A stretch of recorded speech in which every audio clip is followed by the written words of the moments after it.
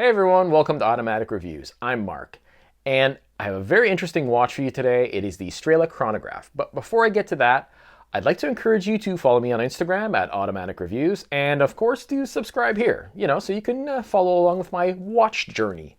Okay, so before we get to the actual review itself, I'm going to try to tell you guys a little bit about the history of the Strela Chronograph, but I don't want to make this a super long video, so I'm going to try to fit it in under 1 minute, timed on the Strela Chronograph itself. So wish me luck.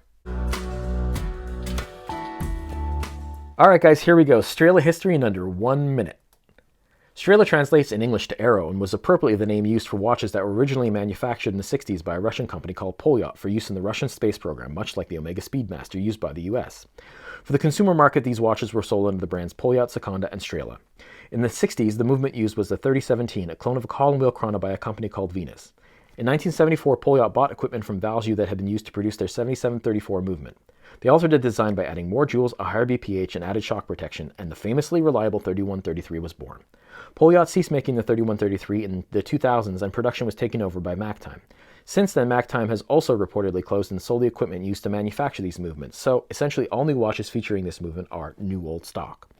Due to increasing rarity and demand, prices for the 3133 movements have been steadily increasing and are more difficult to come by. The same applies to vintage pieces by Polyot, and that's where reissues like this one enter the picture. Brands such as Polyot International, Stremansky, and also, as seen here, Strela, have been meeting the demand. Whew! I did it, guys! Okay, on to the specs. It has a stainless steel case, a screw-down case back. Its diagonal measurement is 42 millimeters, and there's also a 38 and a 40 millimeter available. Measurement with the crown is 45.4, and lug to lug it's 51.5 millimeters. Its thickness is 14.4 millimeters, and the crown diameter, which I think is important, is 7.3 millimeters. It features baguette-style pushers. It weighs 74 grams without the strap. It has a domed sapphire crystal and a mineral crystal back. It features the Polyot 3133 chronograph movement. The chronograph is cam-based. It features a 48-hour power reserve. It's manual wind. This unit runs about 7 seconds slow per day. The chronograph has a 30-minute totalizer. It has a tachometer scale for measuring speed. It is a telemeter scale for measuring distance using light and sound, much like when you see a lightning flash and then you count the seconds until you hear the thunder. It works on the same principle. It has a non-quickset date. It has non-hacking seconds. It has 30 meters of water resistance. It has loomed hands, indices, and logo. It comes with a nylon woven strap with embossed logo and signed buckle. When purchased from Polyot 24, it comes with 2 additional leather straps. It comes in a zippered case as opposed to a traditional watch box. There's room for 2 watches in here. Okay, some of the highs of this watch. Overall, it is handsome, rare, historically significant, and it's just cool. It has nice case finishing with a combination of brushing and polishing. It's a faithful redesign of the original, which I think is really nice. The aesthetics are very much similar to the original Strela watches, but of course there's some modern touches like a larger case size and a sapphire crystal, which I appreciate. Some of the details are done quite nicely. The subdials have this concentric circle pattern that looks quite nice. The printing's quite clean, and the indices, especially at when viewed with the naked eye, they look quite nice as well. And I think it's quite precisely made in some respects, but not in all. The chronograph functions. I mean, I love a chronograph, and this has a chronograph, and it works well, and I appreciate having a chronograph. I love the incredible display case back. It's mesmerizing. It's just gorgeous. This movement is a pleasure to look at. I like the fact that it's manual wind. I love manual wind watches, so to me that's a plus. And I also like that the manual wind comes to a very firm stop when it's fully wound.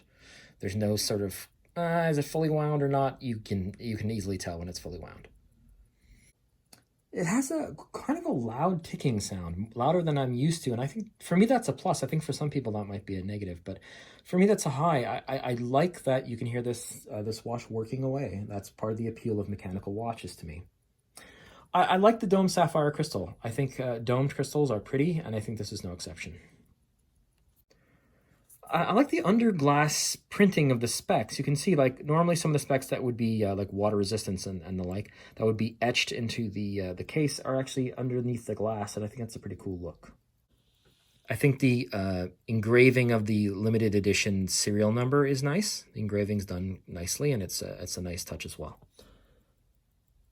I think the Cyrillic text option is really great. It is available in Latin text as well. But the Cyrillic is more authentic and more original, and it just adds to the cool factor. It has 22 millimeter lug width, which I appreciate because I have a lot of 22 millimeter straps, and I like a 22 millimeter wide strap. It does come with a couple of extra straps that kind of come as a bonus when you buy it from Poliot 24. And I think that's a nice touch. I'm not using them currently, but they are pretty good quality, and I do appreciate that. It has a 2-year warranty, which is pretty standard, but it also has a 2-year warranty from Poliot 24 when you buy it from them. So they sort of personally guarantee the watch as well, which I think is kind of cool. It's an added kind of safety net if there's ever a problem with the watch.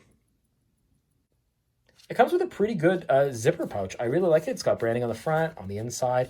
It holds 2 watches, as I mentioned earlier. And I think this is a nice way to go. I mean, if you're going to do a really lavish display box, I think that's probably worth it. But if you're going to just deliver the same kind of watch box we've seen a million times, I'd rather have this. This is far more useful. You can carry some watches with you when you're traveling. So I think this is a good alternative.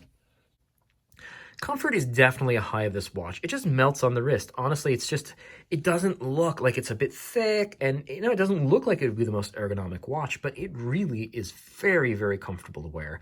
I have it on this shell cordovan strap that's also quite comfortable, but the watch itself is doing some of the heavy lifting. It's just, I don't know, something about the way it's shaped. Yeah, I just forget that I'm wearing it. I think it's an incredibly comfortable watch. So there are some issues with the build quality, even in these subdials, which I like quite a lot. If you look next to the 20 there's a little bit of a flaw in there.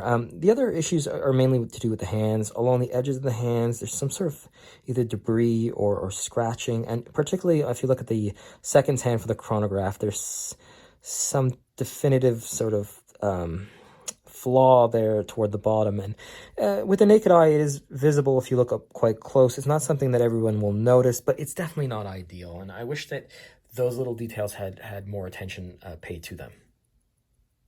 Another example of quality control as an issue comes down to some of the gear teeth on the movement. It actually appears at certain angles that the teeth are missing altogether, but they're really not. It's just they've been machined in sort of a rough way where some of them have sort of part of the one side of the gear has been sheared away, just because I guess the machining process is rough in some way. And that may be the case for a lot of gears, with very tiny teeth when viewed up close. But this is a display back, and you have a really clear view of the gears, and you can see there it's when the light hits it, it's highlighted, and it appears as though the teeth are actually there, and that's you can see that the gear is fully functioning as it goes around. But I do think that on a lot of watches in this price range, you probably wouldn't find that. I haven't actually seen that particular type of flaw before on a display back, when you actually look at it under magnification. So, and I actually noticed this originally with the naked eye. So it is visible. It's not a huge problem, and this is still a gorgeous movement to look at, but it's little things like that that you do notice. Speaking of the lows, there's little to no AR on the sapphire glass. The reflection is really pronounced. It's accentuated because it's domed, and I think anytime you have a domed crystal, the reflections are increased, and this is no exception. The reflections are quite strong, and that's definitely a drawback. Legibility can be a bit of an issue. There's a lot going on in this dial, and while the hands come to these great points, they have this paddle sort of shape, and they have this really definitive point, and I really like that. I do find that there are times when I look at it quickly and then I have to take another look at it. It's sort of it's very utilitarian in many ways, but somehow, when you look at it quickly, I think you get lost a little bit in all the detail. It might be partly because I'm not fully used to it yet. This watch does have only 30-meter water resistance, which is, I mean, it's not a deal breaker. I'm not planning on taking this watch diving. I'm certainly not planning on even taking it swimming. And this 3 atmospheres of water resistance is definitely suitable for hand washing and being caught in the rain and anything like that. But I do like the reassurance of at least a 50-meter water rating. Another low would definitely be the date set function. I'm actually not even going to bother doing it right now because I find it so frustrating to use that I don't want to have to reset the date completely. You have to set the watch back, to I think like 11 o'clock, and then forward to 1 o'clock, and then back and forward. The problem is that it has quite a bit of resistance when you do that, and it doesn't feel healthy for the watch when you're doing it. And if you have to travel a lot of days, it's an uncomfortable feeling to go back and forth to set the date. And in the manual, it actually specifies that that is the manner in which you do set the date, but then it also says don't ever go backwards. So it's a little contradictory, and the whole thing is kind of, you dread changing the date, and that's not a great thing. Another drawback is the crown is quite shallow. While it is a fairly large crown in diameter, which I appreciate, it's fairly narrow, and grabbing onto it's not the easiest when winding. Although I do feel as though it is usable, and the knurling on it is quite nice, and I think it probably maintains more of a historically accurate appearance. So for that, it is worth it. Although it's not the most pleasurable watch to wind. Among the lows is this included strap. There's things I appreciate about it. I understand sort of what they're going for with the aesthetic. I think, and I do like the embossing and the sign buckle here. It looks good, but the strap overall, it has no taper, so it's quite chunky. It has these extremely chunky keepers, which might be practical in theory, but it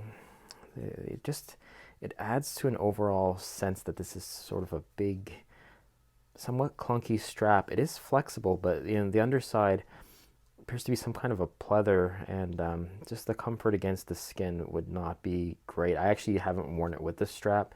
When it arrived from Polyat 24, it was actually on one of the Rios leather straps already, and then I switched it to a different strap. So yeah, so I think the strap is just, it's not one of the highlights of the watch for me. I guess finally, another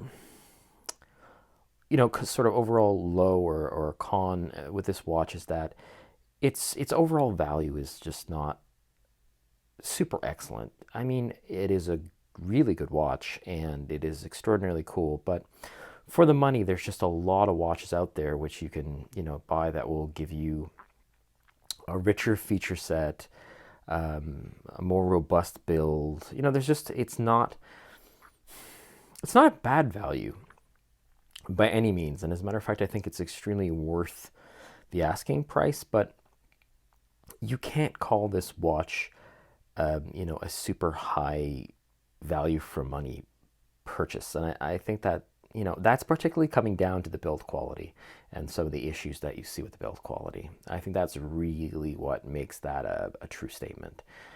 For this kind of money, you expect a watch that has hands that are, without flaws, and other sort of, little finer features like AR coating, stuff that you just expect in this price range, and that this watch just doesn't have. So, yeah, the value for money is not fantastic. I don't want to mislead you into thinking this is not worth the money per se. I just don't think it's an extremely great deal for the money you pay. Based on what you get back for that money, versus especially some of the micro brands out there. They're really aggressive in terms of the quality they're offering for this kind of money. Okay, so conclusion time. Should you buy this watch? I think the answer to that is maybe. It's not a particularly great value for money, and there are QC issues present. But I mean, it has an amazing history and it is an infinitely cool watch. And I think if those things outweigh the negatives, then I think that it's the watch for you. I mean, for me, it's just the cool factor is just off the charts with this watch. So for me, it's absolutely worth it. But I don't think it's worth it for somebody who doesn't kind of get it. I think if it's not a watch that inherently appeals to you, then I think the negatives might outweigh the positives. But if you are the type of person who loves this sort of watch, I think you're going to love this particular watch. So I think that it is the watch for you, potentially. Let me know what you think in the comments, guys. I'd love to hear from you. I'd love to hear from you about this watch. I'd love to hear from you about the watch you're wearing. I'd love to hear from you about what you're watching on TV. Anything with the word watch in it or any other word in it. Just anything you want to say in the comments, say it. I want to hear from you. I just burped. Sorry. We all burp. So until next time, remember we all burp. Okay, thanks a lot, guys. See ya.